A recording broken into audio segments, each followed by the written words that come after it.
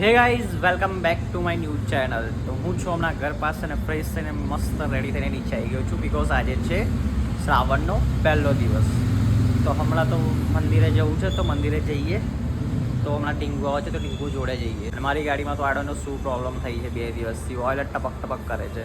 તો I think એન્જિનમાં કંઈક પ્રોબ્લેમ આવ્યો છે તો એન્જિન બદલવું પડશે, કાં તો એન્જિનને કંઈ રિપેર કરવું પડશે એવું કંઈ સીન છે. જો તમને બતાવું કઈ ગાડી એન્જિનમાંથી ઓઇલ લીક થાય છે. દેખો આઈઝ આડોનો ખબર ને કઈથી નીચેથી લીક થાય છે, ઓઇલ લીક થાય છે. પેટ્રોલ છે કે ઓઇલ છે આડોનો હવે હાથ બી ગંદા નહીં કરો, બાકી ચેક કરી લેતા. આજે તો ગાડી રિપેર કરવાનો કોઈ પ્લાન છે નહીં બિકોઝ કાલે જ કરાવવું પડશે, કેમ કે અત્યારે જ ખાલી ખોટું જવાનું છે મંદિરે. આખો દિવસ ફ્રી હોવ ના હોવ મેં કહો તો કાલે જ જઈશું ને કાલે જ કરાવી દઈશું. હમણાં તો મેર પડે નહીં. તો પેલા તો રોડ પર અહીં ગાડી નીકળી પડ્યો છું ચાલતો ચાલતો. ગાઈસ તાપ બી એટલો ખતરનાક લાગે છે ને, તડકો તો છે નહીં પણ બફારો બહુ વધારે લાગે છે. રાત્રે વરસાદ પડ્યો હતો ને એટલા માટે અત્યારે સવારમાં બફારો એટલે ગરમાટો બહુ જ વધારે જ વધી ગયો. ફાઇનલી ગાઈસ ઢીંગુ આવી ગઈ છે. Oh my God, you looking so gorgeous. ઢીંગુ આવી ગઈ છે ને ઢીંગુનો આ ન્યૂ લુક છે. આઈ હાય મસ્ત લાગે છે. કોણ કહે છે આંટી જેવું લાગે? આટલું તો મસ્ત લાગે છે તારી પર. હવે અહીંયાથી જઈએ ડાકોર. ડાકોર જવાનો પ્લાન બને છે તો અહીંયાથી જઈએ ડાકોર. Let's go. ચલો જઈએ.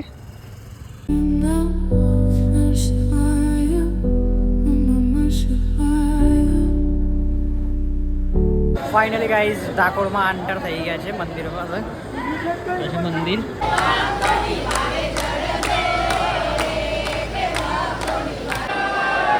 તો ગાઈઝ દર્શન થઈ ગયા છે અને મેં અહીંયા ઊભો છું બહાર, મંદિરની બહાર.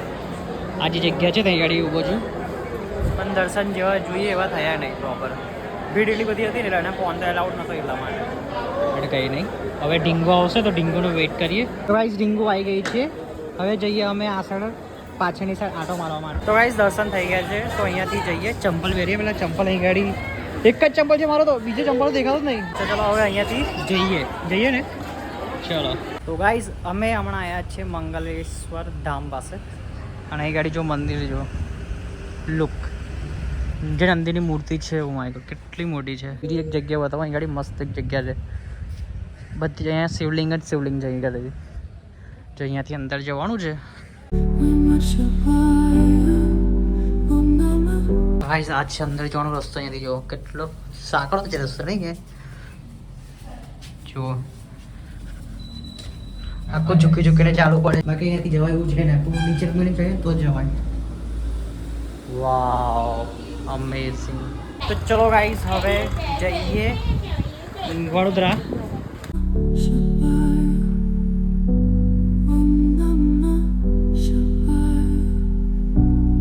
ગાઈસ ઘર પાસે આવી ગયા છે. એટલો ગંદો થાક લાગ્યો છે ને ગાડી ચલાવી ચલાવીને. 100 કિલોમીટર જેવું 120 જેવું કિલોમીટર જેવું ચલાવ્યું ને આપણે, એટલા માટે થાકી ગયા. તો હવે ચલો મળીએ સાંજે તમને. ગાઈસ ઘર પાસે તો આવી ગયું છે પણ એટલો ખતરનાક બહાર વરસાદ પડે છે જો તમને બતાવું. એટલે જો બહારનું મારદાર જો છે ને બહુ ગંદો વરસાદ પડે છે. એટલો પેલી સાઈડ તો કંઈ દેખાતું છે જ નહીં. હા સર, તો પાણી પાણી પાણી પાણી ખબર નહીં. અમદાવાદમાં તો વધારે વરસાદ પડે છે.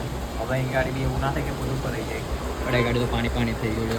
ગાઈસ મારો પ્લાન હતો તો આજે દશામાં જોવા જવાનો, પણ શું જવાનો જો બાજુ કેટલો ખતરનાક વરસાદ પડે છે. આ સાઈડ તો કંઈ જ નહીં પણ અમદાવાદ બાજુ એટલો ગંદો વરસાદ પડે છે. ત્યાં તો બધું જ ભરાઈ ગયું છે.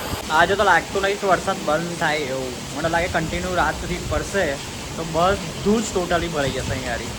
કેમ કે ખોડિયાનગર પાસે તો બધું ભરાઈ જ જાય છે. વડોદરામાં તો ગયા વર્ષે ભરાઈ ગયું હતું, બટ આ વર્ષે જો હવે કન્ટિન્યુ વરસાદ પડશે 2 દિવસ તો બધું જ ભરાઈ જશે. અમદાવાદમાં તો બધું ફૂલ થઈ ગયું છે. હવે જોઈએ છે અહીંયા બી કેવું છે. મને મેન રાત્રે પ્રોબ્લેમ છે કેમ કે રાત્રે પેલા હાર્દિકને મારા ભાઈને લેવા જવાનું છે અને ટીંગુ બી જોબ પર છે. એ કેવી રીતે આવશે એનું બી જોવું પડશે. જોઈએ છે હમણાં તો વરસાદ પડે છે. મેં બી વિચાર્યું છું કે બહાર જવું ત્યાં ગાડી અને ત્યાંનો જોવું કેવો માહોલ છે ત્યાં ગાડી. મને લાગે ખોડિયાનગર પાસે જવું, ચાલતો જવું છાત્રે લઈને. તો જોઈએ છે ત્યાં ગાડી પાણી ભરાયું હોય તો ત્યાં જોઈએ કેવું ભરાયું છે, વધારે ભરાયું છે નથી ભરાયું. ગાઈસ છોડો ને, અત્યારે વરસાદમાં પડે છે તો વરસાદમાં પલળવા માટે ખાલી ખોટું જવું નહીં. પલળી ગયું તો બીમાર પડશું એટલે હમણાં નહીં જવું. પછી એવું તો રાત્રે જ જઈશું. તો હમણાં તો ચલો ઉપર જ જઈએ, ઘરે જ જઈએ. ઉપર આવી છું હમણાં. મેગી બનાવવાની ઈચ્છા થઈ છે તો મેગી બનાવીએ. મેં ફર્સ્ટ ટાઈમ મેગી બનાવી છે, કોઈ દિવસ મેગી બનાવતો છું નહીં. તો આજે બનાવી છે તો ટ્રાય મારી કેવી લાગે છે.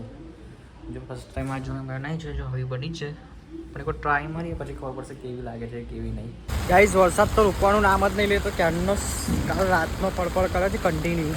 હવે જો મેં છત્રી લઈને ગાડી નીકળ્યો છું. હવે મારે ફતેગંજ જવું છે કેમ કે મંદિરે જવાનું હોય છે એટલા માટે.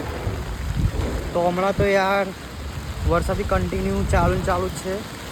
હવે અહીંયાથી મારે સિટી બસ છે આગળ આવે છે ત્યાં આગળ જવાનું છે. આ રસ્તેથી જુઓ કેવો રસ્તો છે, આ રસ્તેથી જવાનું છે. કાલે તો રાત્રે મેગી બનાવી હતી પણ મેગી એટલી બધી કંઈ ભાઈ નથી મને, કેમ કે ટેસ્ટ જ આખો અલગ જ લાગતો હતો.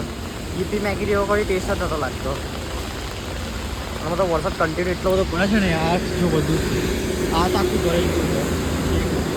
તો ચલો ફિલહાલ સિટી બસને પકડીએ જો આવ્યો હોય તો, બાકી સેમ થઈ જશે. જોઈએ છે આગળ સિટી બસ આવ્યો તો 8:20નો ટાઈમ છે, આવી ગઈ હોય તો બહુ જ સારું છે. એક તો ખબર નહીં યાર છત્રીને પણ શું થઈ ગયું છે, અહીંથી પકડી રાખવી છે બાકી બંધ થઈ જાય છે. હવે આવી રીતે પકડીને લઈ જવી પડે છે. જોઈએ સિટી બસ આવી હોય તો સારું છે. હવે અહીં ગાડી ઊભા આવી ગયા છે, એપીએમસી છે ત્યાં ગાડી ઊભા રહીએ. પહેલાં તો વિચાર આવ્યો હતો કે ગાડી લઈને જવું, પણ યાર વરસાદમાં ખાલી ખોટો સીન થઈ જાય. ઓલરેડી ગાડીમાં પ્રોબ્લેમ થાય છે, ધીરે ધીરે ચાલે છે. લઈ જાઓ ને પાણીમાં ફસાઈ જાય તો વધારે પ્રોબ્લેમ થઈ જાય. એની કરતાં સિટી બસમાં જાઉં ને એ જ આગળ પડે. 10 રૂપિયામાં ફતેગંજથી 10 રૂપિયામાં એ ગાડી, 20 રૂપિયામાં તો એ ગાડી આવી જાય. ફાઇનલી ગાઈસ બસ આવી ગઈ છે. તો ચલો હવે બસમાં બેસીએ. તો ગાઈસ અમે છે હમણાં પીપલેશ્વર મહાદેવનું મંદિર પાસે. અહીંયા છે મંદિર. ડીંગુ અહીંયા રેનકોટ સૂકે છે.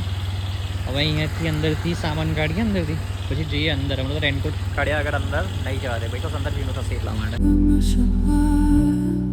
તો ગાઈસ ચલો દર્શન થઈ ગયા છે. હવે ડીંગુ ઘરે પાણીનો બાટલ ભૂલી ગઈ છે, તો એનો પાણીનો બાટલ એના ઘરે લેવા જઈએ.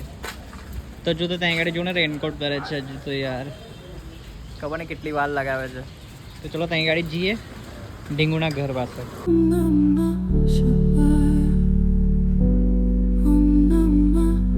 ગાઈસ ડીંગુને એના ઘર પાસે છોડી દીધી છે.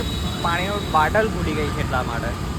તો એ પાણીનો બાટલ આવે ત્યાં સુધી મેં અહીંયા બહાર ઉભો રહું, એના ઘર સાઈડ નહીં જવું યાર. મને અમુક સાઈડ જવાનો અમુક વાર અલગ લાગે, થોડું શરમ જેવું લાગે, પણ નહીં જવું.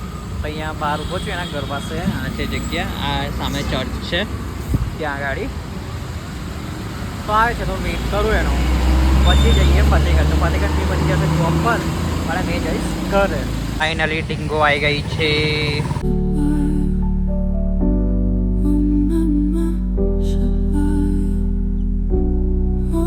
તો ફાઇનલી ગાઈઝ ઘર પાસે આવી ગયો છું દર્શન કરીને. ફતેગંજ પાસે દર્શન કરવા માટે ગયો હતો ડીંગુને મેં. તો દર્શન કમ્પ્લીટ થઈ ગયા અને ઘરે હવે આવી ગયો છું. સિટી બસમાં જ ગયો હતો અને સિટી બસમાં જ પાછો આવ્યો. જો કેટલું પાણી ભરાઈ ગયું છે આ છે ને. બટ એ ગાડી આ બધું ફૂલ થઈ ગયું, શું બનાવશે? અને અમુક જગ્યાએ જો જમીન ધરસતી હોય ને એવું લાગે છે. જો પેલી સાઈડ ધ્યાનથી જોવે ને તો ખબર પડે કે ત્યાં ગાડી છે ને. તો ગાઈઝ ઘર પાસે આવી ગયો છું અને લિફ્ટમાં બેઠો છું. પાછી લિફ્ટ. તો ગાઈઝ મેં હમણાં આવ્યો છું ઓર5 પાસે મારા ભાઈને લેવા માટે જોબ પર. બટ અહીં ગાડી તો વરસાદ એટલો ખતરનાક પડશે ને, તો ફોન પર મૂકી દીધો હતો ગાડીમાં અંદર.